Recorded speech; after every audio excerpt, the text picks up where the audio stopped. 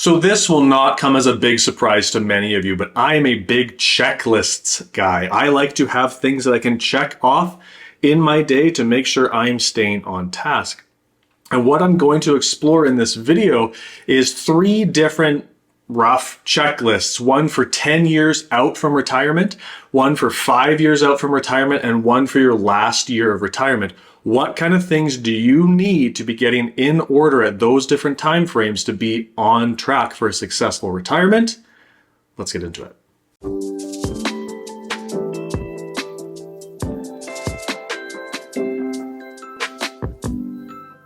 So you're 10 years out from retirement. What kind of things do we need to be checking off your list?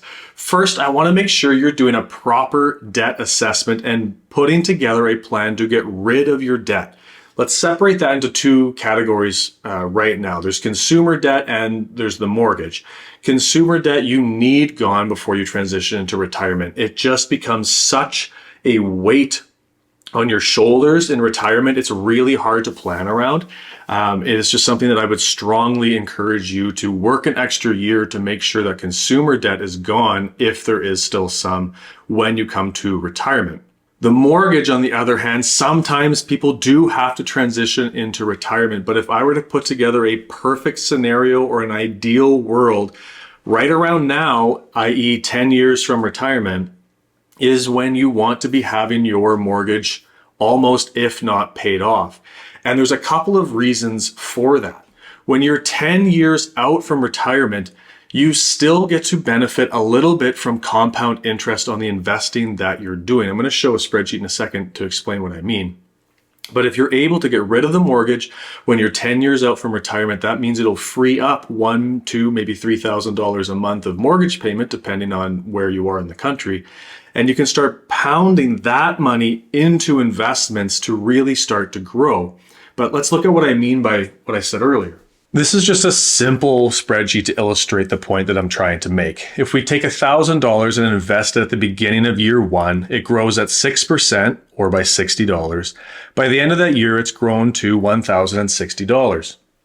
That makes sense. That's simple interest for the first year. That makes sense. I've added this extra column where it takes that growth, $60, and divides it by the original investment of $1,000. And obviously in the first year, that's 6%. That makes total sense. But now the start of year value starts to go up as compound interest starts to do its thing. But this percentage of the original investment, it gets to a point, 12%, or double what the original was in about 13 years. Meaning that, in my opinion, compound interest doesn't really get all that interesting until we're 10 to 13, maybe 15 years into the investment.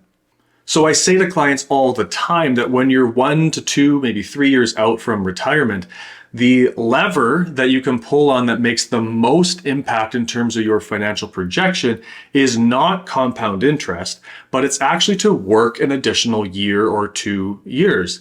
And the reason for that is not about the investing, because again, the compounding doesn't get to really do its thing too much. It's about not withdrawing and allowing that money that isn't withdrawn to do its compounding.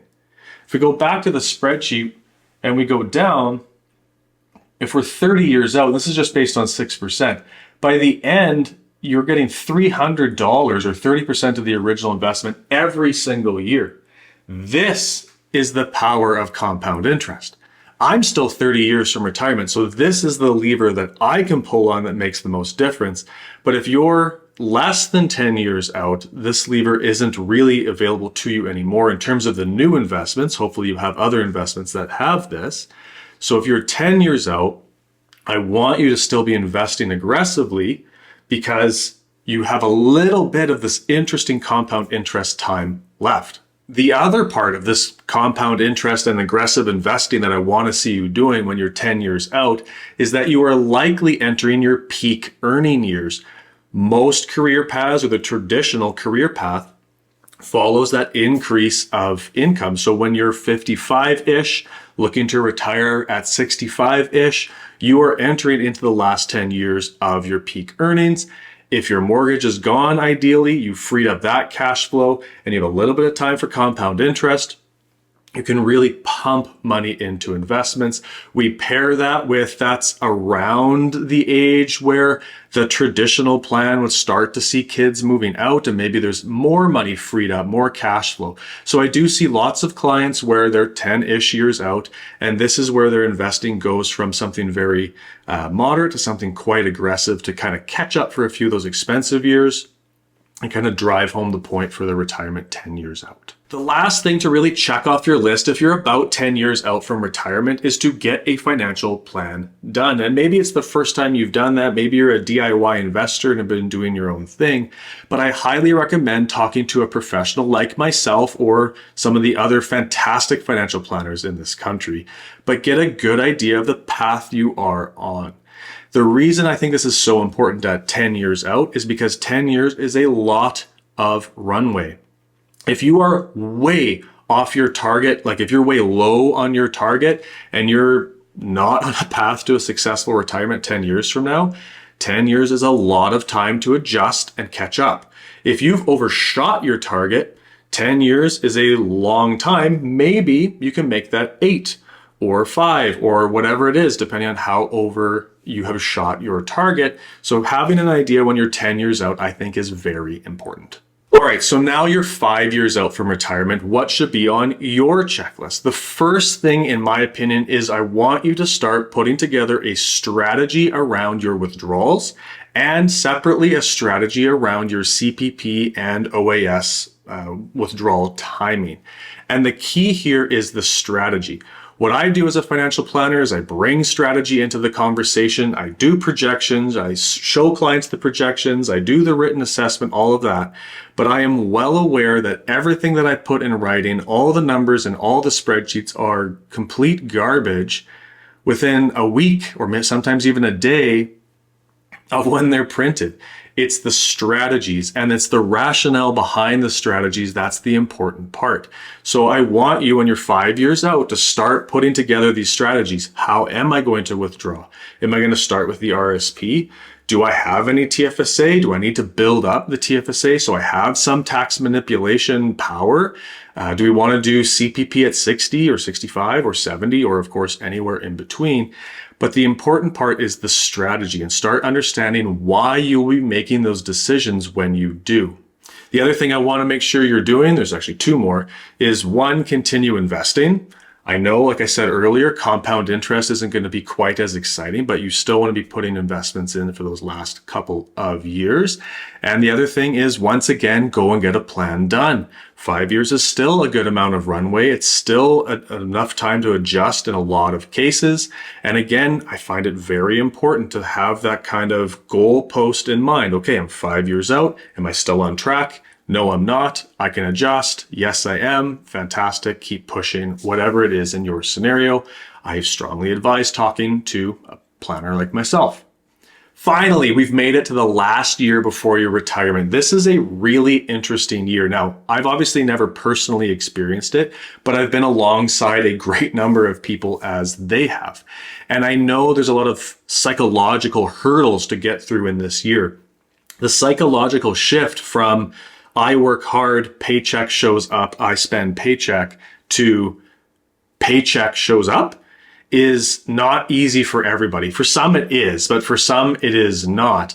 But in this last year, it is kind of what I refer to as crunch time. It is really 2 things I want to make sure that you're focusing on.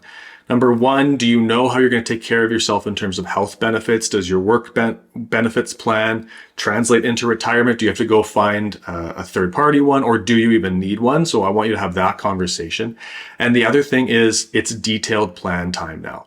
So if you're 10 years out, it's great to have a really high-level view of what your retirement plan is looking like. What path are you on? What adjustments do you need to make?